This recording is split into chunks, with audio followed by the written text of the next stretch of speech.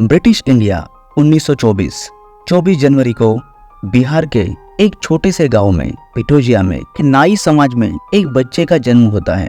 उसी बच्चे को या उसी महान इंसान को अपने महान कामों से 100 साल बाद भारत रत्न का पुरस्कार मिलता है। कौन है ये महान इंसान और इसने क्या किया कि इसे भारत के सबसे बड़े पुरस्कार से नवाजा गया? 24 जनवरी 2024 इस व्यक्ति के 100वीं जयंती के अवसर पर देश की राष्ट्रपति द्रौपदी मुर्मू द्वारा मरणोपरांत भारत रत्न से नवाजा गया और 26 जनवरी 2024 यानी भारत के 75वें गणतंत्र दिवस पर इसे प्रदान किया गया।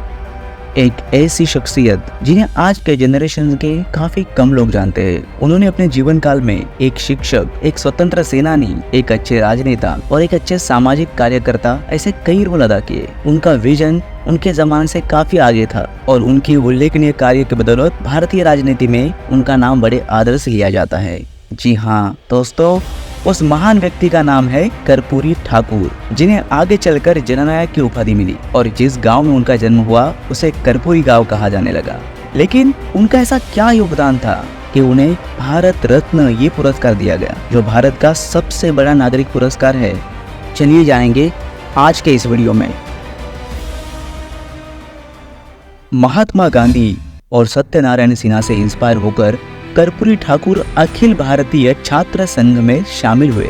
भारत छोड़ो आंदोलन में भाग लेने के लिए उन्होंने अपना कॉलेज तक छोड़ा। भारतीय स्वतंत्रता आंदोलन में भाग लेने के लिए उन्होंने 26 महीने जेल में बिताए। स्वतंत्रता के बाद उन्होंने एक शिक्षक के रूप में कार्य किया और राजनीति में प्रवेश किया। 1952 में बिहार विधानसभा के सदस्य बने। शिक्षा मंत्री के रूप में ठाकुर ने हिंदी पर जोर देते हुए इंग्लिश को एक कंपल्सरी सब्जेक्ट का दर्जा देने से हटा दिया। 1970 में उन्होंने टेल्को मजदूरों का समर्थन करने के लिए 28 दिन का आमरण अनशन किया था। 1970 में बिहार के पहले गैर कांग्रेसी समाजवादी मुख्यमंत्री बनने से पहले ठाकुर ने बिहार के मंत्री और उप मंत्री के रूप में कार्य किया। उन्होंने बिहार में पूर्ण शराबबंदी लागू की।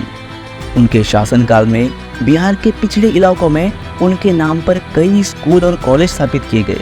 गरीबों के लिए एक चैंपियन ठाकुर ने 1978 में गवर्नमेंट जॉब में बैकवर्ड क्लास के लिए 26% रिजर्वेशन पेश किया। ठाकुर ने संयुक्त सोशलिस्ट पार्टी के अध्यक्ष के रूप में कार्य किया। उन्हें लालू प्रसाद यादव, रामविलास पासवान, देवेंद्र प्रसाद यादव और नीतीश कुमार जैसे प्रमुख बिहारी नेताओं का मेंटर कहा जाता है।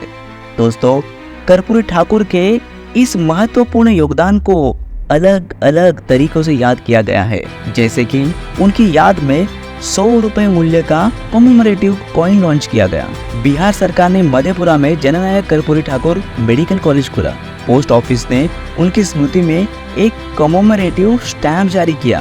भारतीय रेलवे द्वारा दरभंगा और अमृतसर के बीच जननायक एक्सप्रेस ट्रेन चलाई जा रही है। कर्पूरी ठाकुर के नाम पर सरकार ने कई स्मारक बनाए, जैसे कि उनके नाम पर कई सारे स्टेडियम्स, कॉलेजेस, उनके स्टैचूज की स्थापना की गई।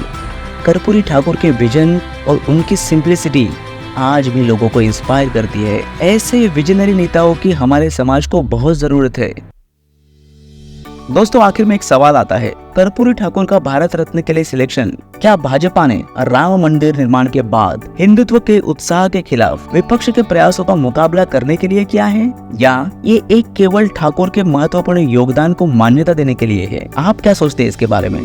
हमें जरूर बताइए।